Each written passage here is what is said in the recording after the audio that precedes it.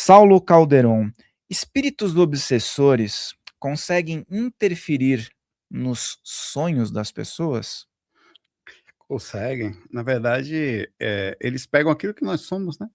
Eles movimentam as nossas sensações, e o difícil é se desvincular, porque ele entra pela porta daquilo que você já tem, não você vai ao sonho com o que você tem, entre aspas, na realidade, quer dizer, enquanto desperto.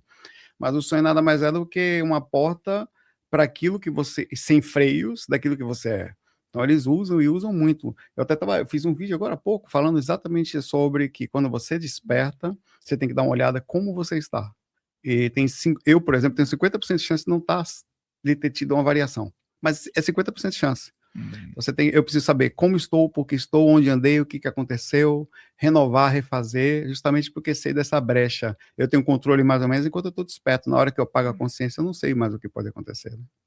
A gente está falando sobre essa questão dos sonhos. Existem muitas pessoas que elas descrevem que têm sonhos repetitivos, o terror noturno, acordam desesperadas e muitas vezes relatam certas presenças. E essas pessoas não sabem explicar se isso é mental, se isso é uma projeção, porque muitas vezes elas também não têm um fator de consciência ali no momento, mas de fato, é mais prejudicial quando a pessoa está projetada ou quando o espírito ele interfere no padrão mental e a pessoa tem aquilo mentalmente na experiência? Na verdade, as 2 coisas estão conectadas, não tem uma diferença. É prejudicial no momento em que você baixa a frequência, ou você se mantém com a frequência baixa, seja fora ou no corpo. Frequência é uma coisa muito interessante, porque nós estamos acostumados a pensar que só existe um lugar e tudo funciona de forma direta, e não é bem assim. Nós sabemos que se você muda o botãozinho da rádio, ela modifica o que você está ouvindo, e tem uma determinada faixa que baixa mais ainda, que cai para M, onde a qualidade ainda não fica tão boa, continua ouvindo. É a mesma coisa. Se você está fora do corpo e está em baixa frequência, por algum motivo, ou caiu a frequência quando estava lá, você fica acessível. Então, por isso que quando você está no corpo, eu não consigo controlar o inconsciente. O inconsciente, mesmo fora do corpo, lúcido, eu percebo que eu estou desperto, mas é um monstro, é muito forte a lucidez. Então, eu preciso, quando eu estou no corpo, que é quando eu consigo ter aquela luzinha pequena de onde eu estou, como eu estou, fazer uma análise do processo para perceber se eu não estou sob influência, porque a influência ela não acontece de uma hora para outra. Ela começa em pequenos passos e vai aprofundando até que você está sob controle. Quanto mais tempo, mais difícil. Então, você tem que estar fazendo uma manutenção diária, é muito parecido com a nutrição. Todo dia de manhã você tem que acordar, tem que se alimentar. Se você ficar muito tempo sem comer, você vai ficando com mais fome, com mais dificuldade de concentração, vai chegar uma hora que você vai estar desnutrido, sem conseguir pensar direito, então você vai ter que comer de vez, não vai resolver essa questão da desnutrição, você vai ter que fazer um trabalho de retorno. Então, todos os dias você tem que se alimentar para ter um dia bom, só um dia você tem que estar bem alimentado. A sintonia é a mesma coisa, a frequência. Então não adianta você pensar, vou sair do corpo, vou cair em baixa frequência, e acontece. Aí, infelizmente, quando você apaga a consciência, assim que você retorna para o corpo, você faz uma reanálise. Beleza, quais são os meus planos, por que eu estou sentindo desânimo, ou estou bem, eu tenho que fazer o quê, por que meus pensamentos estranhos. Sempre que você está em baixa frequência, ele usa a sua inteligência para desvio. Então você tem que tomar muito cuidado com a inteligência, você tem que saber usá-la. Então, na hora que você está irritado, você tem uma tendência a perder a empatia e fazer algumas coisas que talvez não sejam legais, ou falar coisas que talvez não sejam legais. Então você tem que fazer, não, peraí, eu estou sentindo, você tem que ter esse freio. Antes que chegue no limiar de descontrole.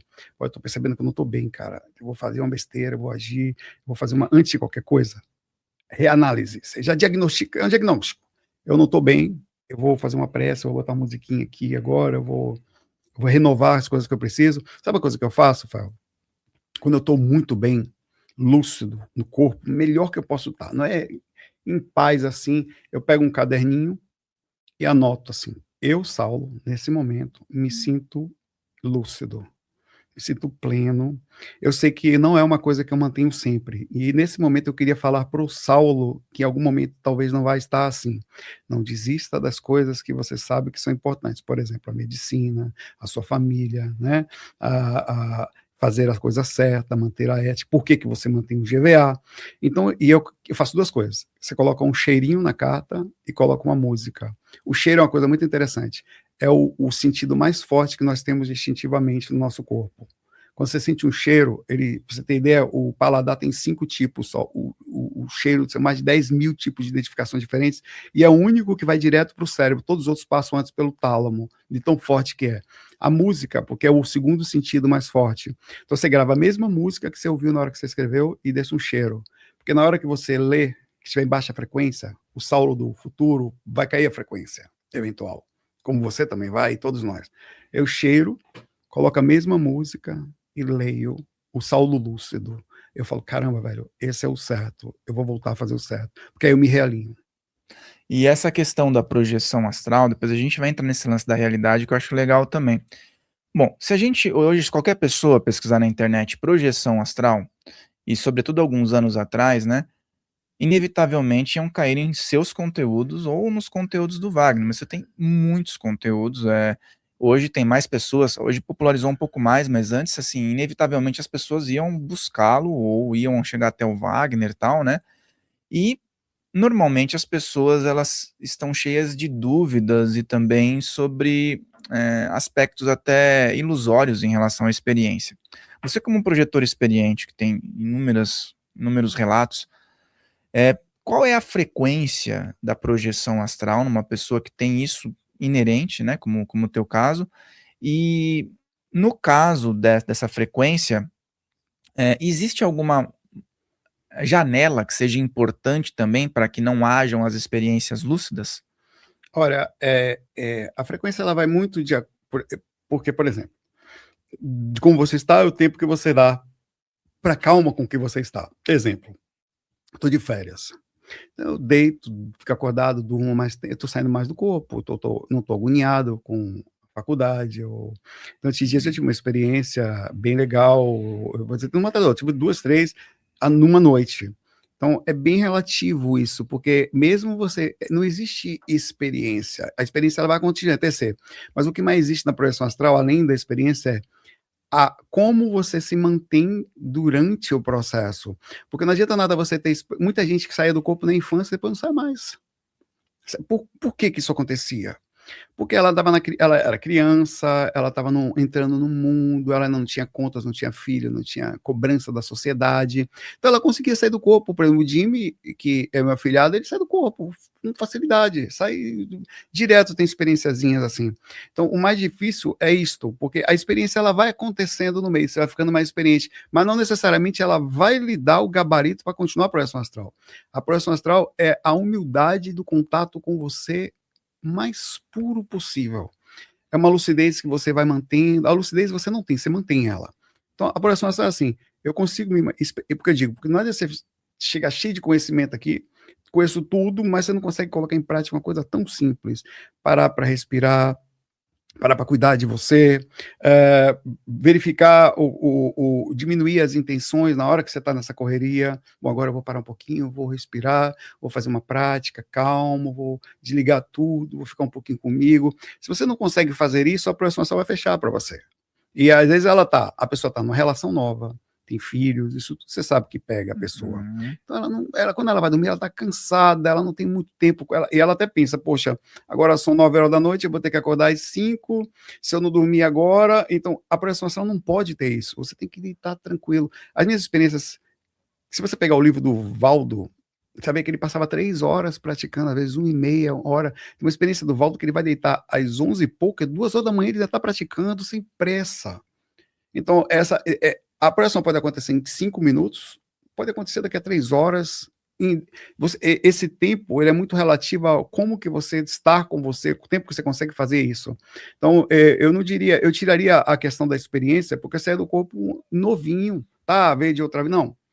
É a tranquilidade que você consegue manter, e de verdade, porque muita gente está cheia de conhecimento, parece intelectual, mas perdeu a simplicidade. Essa simplicidade eu acho que é interessante. E é curioso você falar sobre isso, porque hoje muitas pessoas buscam técnicas, e eu acho legal, né? Bacana, quererem aprofundar, mas a maioria das pessoas elas saem. Por exemplo, eu tive essa experiência na adolescência. Começou a acontecer, eu falei, cara, o que é isso, né? Uhum. Aí que fui buscar ver o que era, mas nunca, tipo, não foi uma vontade. Você também não teve Sim. uma vontade, né? Natural. Foi natural.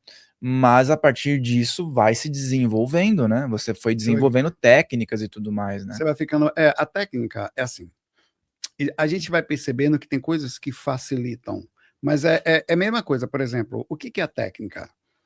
É como se eu te ensinasse a dirigir, tá? E te colocasse num... a experiência é um carro melhor, junto com a técnica. Mas não adianta nada eu te ensinar a dirigir, te dar um carro melhor e você não está pleno ou agoniado. O que vai acontecer quando você dirigir? Você acelera até mais, mas você não consegue ter controle mais Antigamente era melhor andar com um Fusquinha em paz, fazendo os caminhos certinhos e sentindo alegria no caminho, do que andar com uma Ferrari desequilibrado, com tudo funcionando. Então, assim, eu acho que tudo é legal. Se você tem uma boa técnica, uma boa movimentação, vai funcionar melhor, mas sem perder esse contato. Porque eu acho que tinha uma coisa antigamente que era legal, ao mesmo tempo, hoje em dia, é muito melhor com diferencial. Nós não tínhamos muito acesso à informação. Você achava uma coisa, e era aquilo que você tinha, às vezes era um livro do Valdo, livro do Wagner, e você tinha, era só aquilo que você tinha. Então você ficava naquilo, era limitado, mas você não ficava saindo para outro ponto. Hoje em dia, a quantidade de informação, a quantidade de coisa que a gente fica fazendo ao mesmo tempo, tira esse pequeno tempo que você dava para você, para fazer alguma coisa. Eu acho que isso desvincula também a regularidade na projeção astral e até a dificuldade de sair. E aqueles vídeos que você tem mais de 20 anos, né? Você falava com o microfone ali, tem um aquela monte ali. câmera O YouTube, bem, né? Meu primeiro vídeo do YouTube tem 20 anos, exatamente. 20 anos. As câmeras, você não sabia nem... Ninguém Nada. sabia como mexer, né, direito, né? Na internet, era só... 2006. E tem bastante visualizações, né? Porque a espiritualidade, o estudo da espiritualidade, existia sim, mas não era... A internet popularizou o acesso, como qualquer outra coisa, foi muito bom. Os filmes começaram a acontecer, e com isso houve uma migração. Muita gente fala do conteúdo, o que é extremamente positivo. Muita gente fala do conteúdo hoje em dia, é muito bom isso, né? Mas isso também criou uma dificuldade, porque existe a espiritualidade fast food, né? Que hoje em dia, assim, vem cá que você consegue agora. Não, você não precisa fazer nada, eu só vou fazer isso aqui você e tal. Quer dizer, é como se você não precisasse ir para academia, fique em pé aí naquela plataforma de tremer que você vai conseguir todos os recursos que você tem. E não é bem assim. E aí você percebe que para fazer isso você tem também que pagar mais ainda. Então virou um processo difícil. Eu acho que a espiritualidade ela continua tão simples como sempre foi. É a gente que tem que ir lá no fundo. Tem uma pessoa que fala assim: pô, eu sabia andar de bicicleta. Você nunca deixou de... Se você aprendeu a andar de bicicleta, você vai perceber que você vai ter que sentar nela de novo, sentir aquele equilíbrio novamente, e você sozinho vai perceber que você consegue de novo. Então, aquela mesma simplicidade com que você fazia na infância, que você fez também, está com você do mesmo jeito. O que a gente precisa fazer é olhar com os olhos certos, dar atenção para isso, e não deixar com que de fora nos deem tantas facilidades. Eu acho que as facilidades existem, as técnicas também, mas nós não podemos deixar de ter esse contato com a gente. É isso que faz sair do corpo. Esse lance da bicicleta já faz anos e anos que eu não subo em cima. Eu tenho certeza que se eu subir, vou andar normal. E você vai sentir que talvez no início você vai ter que lembrar, daqui a pouco você tá lembrando até como é que anda sem mão. Né, que a gente fazia. Dava volta no quarteirão sem a mão, né? Mas esse lance da realidade que você falou, achei legal, que você volta, né, quando você tá mais lúcido e tal. Só que, de fato, a gente está acordado aqui, né? A gente está palpando o nosso corpo, nós estamos aterrados, vamos dizer. Mas, de fato, nós, seres humanos, temos uma escala de percepção da realidade quando a gente está acordado, né? Na tua opinião, essa escala ela é muito inferior do que nós poderíamos ter, cara? Na verdade, tem coisas que estão aqui que não dá para sentir tudo, né? Por exemplo, nós tínhamos como quando nossos antepassados índios, eles sabiam a direção na floresta. Como que eles sabiam? Eles sabiam, não se perdiam. Isso está aqui ainda. Mas a gente, por causa de tudo, a gente não precisa mais usar. Antigamente, nossos pais sabiam os nomes de todas as ruas. Com a esquina, com não sei o quê, com a esquina não sei de onde. Tinha GPS, Hoje nada. não precisa saber. Então, acho que o não precisar causa uma certa facilidade, mas tira da gente algumas coisas que sempre estiveram ali. Eu acho que está tudo aqui com a gente, sabe, agora, do mesmo jeito. A realidade, a gente perdeu um pouco da realidade por causa disso, a sensibilidade. É mais fácil sentir coisas pesadas também, Fael. Muito mais fácil sentir um grito do que um afago. a diferença do encosto para o mentor, por exemplo, né? Uhum. Ele tá perto da gente, em certo ponto, eu costumo falar que o mentor está aqui sentado numa cadeira pertinho, conversando com você, sempre da mesma forma. Então, na hora que você está agoniado, você não vai ouvir a presença dele. Então, a sensação de recepção da gente também é cultural. E é cultural, você fala no sentido religioso, não? Geral. Porque você vê, quantas pessoas você conhece que se preocupa com isso? Quantas as pessoas se preocupam, falam de quê? O que seu pai fala para você? Se você tinha um pai espiritualista, beleza, mas normalmente você vai para um lugar, preocupação com profissão, com tal. Então, você não tem muito isso. Para você conseguir isso no mundo, a nossa percepção ela é alterada pela própria insensibilidade de todos. Se tem quem faz, como é que você vai fazer? Por que você vai fazer também? E tem coisas que você nem consegue ver. O mais interessante é que você começa, cara, você está sentindo as coisas e não consegue perceber que é. Você acostuma a ficar mal-humorado, mas não é você, às vezes, que está ali. É uma influência. Você acha que você é irritado. Então tem um monte de coisa que a gente acostuma que distorce a nossa percepção. E você falou uma questão cultural, né? E muitas pessoas, às vezes, elas estão dentro de uma religião muito fechada, têm a experiência fora do corpo e, não sei, parece que muda alguns paradigmas, né? Porque muitas pessoas acreditam na relação direta com um criador, com Deus, e que não há intermediários, tal. E, cara, você poderia falar um pouco sobre essa questão dos intermediários dentro da projeção astral? Porque quando você projeta, você relata as mais diversas relações, né? Não diretamente com um criador, mas existem muitos seres, muitas hierarquias e uma organização atrás de organização, né? Se você olhar a gente menino, você chega criança aqui no mundo, é meio assustador quando você começa a entender como é que funciona o mundo. Nossa, tem uma pessoa famosa, aquele cara é cantor, aquela pessoa é política, e você começa a perceber que tem regras, você começa a entender que tem um processo difícil, e você tem que se inserir nesse mundo e nem sabe direito como, você vai ter que ir entendendo as coisas e pegando por osmose. A projeção astral é parecida com isso, porque a gente está aqui inconsciente, não sabe o que acontece, e você sai do corpo, você percebe que existe um monte de coisa acontecendo, e parece uma criança chegando. As primeiras experiências extracorpóreas, por exemplo, eu saio do corpo, vejo um cara no quarto da minha mãe. Quem é? Primeiro, olha a quantidade de coisa que acontece numa experiência e a quantidade de coisas que eu não sei. Na minha cabeça é a minha casa, na minha cabeça é uma pessoa dentro do quarto da minha mãe, e eu não tinha a menor conversa, eu botava para fora. Eu era brigão no começo, porque eu não tinha essa imagem, eu não tive estudo da espiritualidade. Eu saí do corpo e fui estudar espiritualidade. Aí isso me levou. Então, aí você vai entendendo que o cara falou para mim que ele estava aqui antes de meu pai chegar. Ele estava com a minha mãe, ele era mais da família da minha mãe do que eu e meu pai junto, pelo menos no sentido de presença, numa vida enquanto minha mãe estava nesse corpo. E ele vinha de fora, ele falou para mim que vinha de lá de outra vida. E eu fui entendendo que aquele local não era minha casa. Olha a quantidade de hierarquia de coisas que eu não tinha noção. Aí você vai vendo depois, começa a aparecer mentor, começa a aparecer um mundo diferente de comportamento, questões kármicas, questões de que minha mãe não estava passando por aquilo por acaso. Então você começa a observar, a assumir responsabilidades interessantes. Quer dizer, até pensar que minha mãe era uma vítima de uma pessoa ruim, entender que aquilo, na verdade, era uma consequência mesmo de forma errada, que não deveria.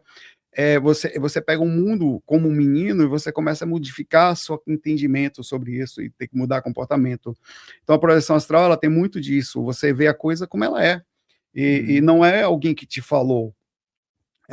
Eu não passei a acreditar na espiritualidade porque alguém me disse. Eu não passei a acreditar na encarnação porque alguém me falou. Quem me ensinou sobre encarnação foi um obsessor. Foi um obsessor da minha mãe. Ele falou para mim, que eu tirava ele falou: você tá me tirando daqui? Por que você tá fazendo isso? Quem é você? Eu vi você nascer. O cara era mais meu pai do que meu pai. O cara, você tem, meu obsessor é mais presente que meu pai. Meu pai saiu de casa, eu era novo. O cara até hoje tá lá. Você tem ideia? Assim, da minha mãe já desencanou, já foi para outro lugar, já tá melhor. E o cara tá na mesma casa preso lá. Vender uma casa com ele dentro, né? Um dia vai dar. É sério, ele é dono da casa. E a mulher que é evangélica sentiu a presença dele lá. Mandou chamar a coisa para limpar a casa, para você ter ideia. Não, já vem com obsessor. E ela é evangélica. Vende você processado. Nada, vender uma casa com obsessor. Ele é dono da casa. Ele não permite que ele continue sendo. Não, isso é muito mais comum do que a gente imagina, né? Porque às vezes a pessoa tá, ela até percebeu a A sensibilidade. hierarquia também, essa é a pergunta que você me perguntou. É. Hierarquicamente, ele é o dono da casa. É o dono da casa e tem alguém por trás dele também fortalecendo, Outro né? processo hierárquico complexo. Eu descobri, e não quer dizer que foi comércio, eu descobri aos 16 anos que eu tinha um processo obsessivo, saindo do corpo. Aí você fala, nossa, Saulo, que... Cara, você começa a ver tantas coisas assim, que você começa... A projeção astral, quando acontece mesmo, e você começa a ver, é impossível você não ser naturalmente humilde, porque ela coloca no seu lugar de um jeito tão perfeito, que você realmente consegue aprender o que é bom e o que é ruim, e não tem como elevar o ego. Cara, dali eu casei, me separei, agora eu estou com a Carita. Todas as outras pessoas que chegaram na minha vida, hierarquicamente, na cabeça desse espírito, são outras. Ela é oficial. Você parar para pensar que você perguntar realmente, de fato, nessa vida, o espírito, ela se relaciona comigo como se fosse uma mulher, tá? Como se fosse minha dona. Ela, Carita, já viu ela abraçada, dormindo comigo do lado. É um processo obsessivo contínuo de dominação. Eu vi mais ou menos o que aconteceu fora do corpo, eu não tenho certeza, tá?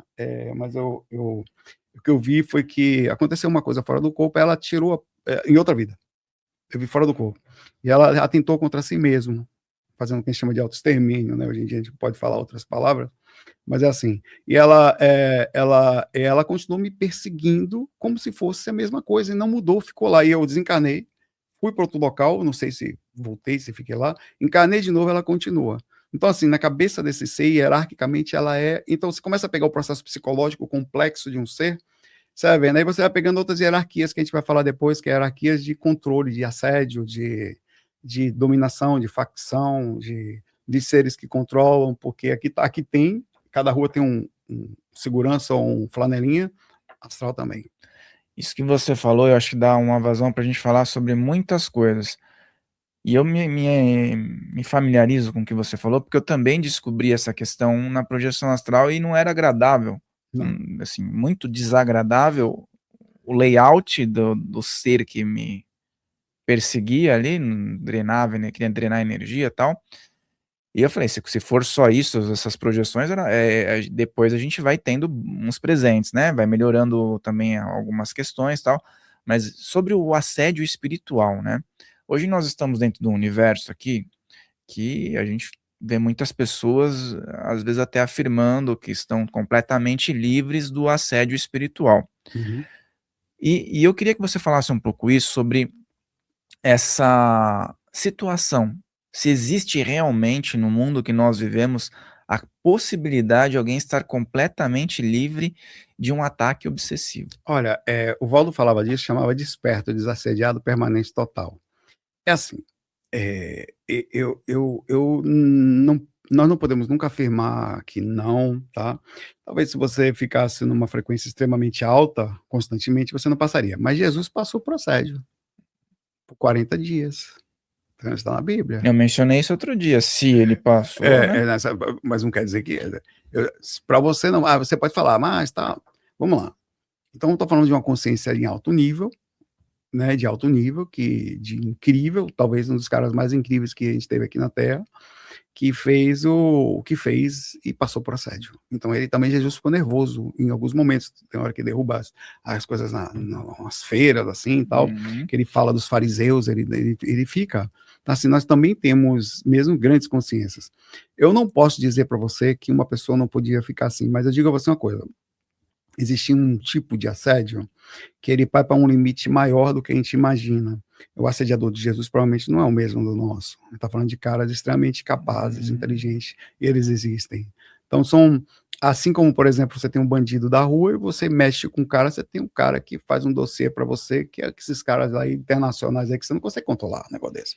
Ele derruba assim, ele cria um processo que você não consegue controlar. Se o cara quiser, se uma grande empresa, alguma coisa, quiser fazer alguma coisa contra você, ou modificar um assassinato de reputação, você não consegue controlar. Aqui que você vai ver, a população toda está em cima de você, cobrando. Então tem pesos que são acima do que a gente entende.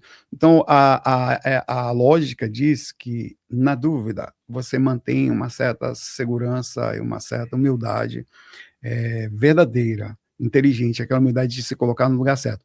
Todas as vezes, mas eu vou dizer todas em que eu falo, eu só preciso falar. Nossa, tá tão em paz agora, velho, né, que a gente tá tão bem, faz tempo que a gente não briga, coisa dá merda, desculpa o palavrão, dá ruim. Parece que tem sempre alguma coisa ouvindo e fala: ah é?" Vou E apertar um parece, pouco. cara, eu não sei dizer se isso é o meu processo psicológico, porque às vezes sou eu. Então eu sou muito cuidado com, cara, que tá tudo bem. Eu aprendi a ficar mais quieto, a falar menos, a dar menos atenção, chamar menos atenção para dizer que eu não. Cara, quando uma pessoa diz que não é assediada ou que ela se define como não totalmente. Você sofre um assédio, existe assédios temporários que não tem como você segurar. Você pode talvez não ter obsessor, assim, por não ter feito mais mal a alguém, mas você consegue conhecer alguém que não fez mal a ninguém Não tem como. no decorrer da vida, não se separou, alguém não chorou, um filho não sei o quê, que alguém não aconteceu alguma coisa, assim, é difícil, assim, que tudo pode acontecer. É uma pessoa dessa, assim, que você se relaciona. Você sabia que o assediador, dos assediadores mais fortes são aqueles que nós desenvolvemos. O pior assediador que tem é o próprio filho. Uhum. Porque como ele veio do seu próprio sistema DNA e é uma cobrança muito forte, às vezes você não dá atenção, o cara chora, é uma energia que conecta. Uhum. Então existem assédios, por exemplo, que não são aqueles assédios que você tá com você com obsessor. Você não tem obsessor, você não tem obsessor inteligente, mas você tem seu filho magoado em algum lugar.